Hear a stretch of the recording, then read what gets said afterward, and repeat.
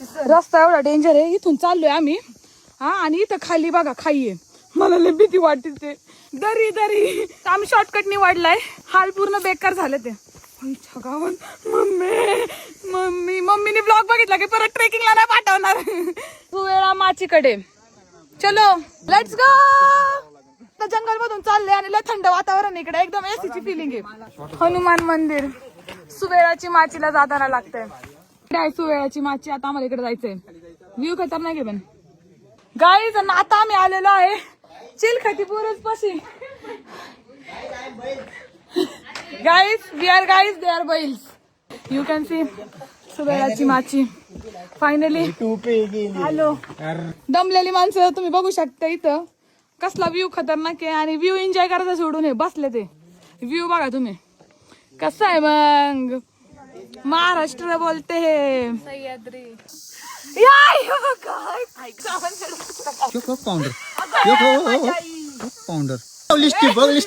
चांगला अर्धा तासाचा ब्रेक घेतलाय, आराम करून आता परत नवीन एनर्जीने निघालोय गड उतरायला. मी नाही सगळं उतरून आलो होतं आणि आता असं आल्यावर इथं बघून वाटतंय की आम्ही कसं काय उतरलोय.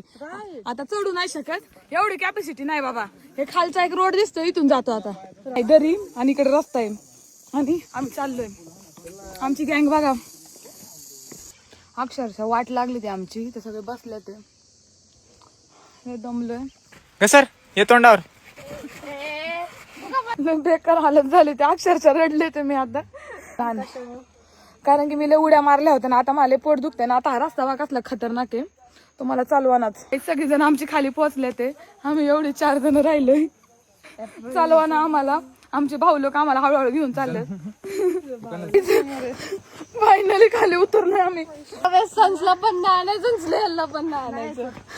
मला आणायचं नाही, मी चुकी केली ते उड्या मारून गाईज. परत मी उड्या बिड्या काय मारणार नाही, मी हळूहळू येणार बाबा.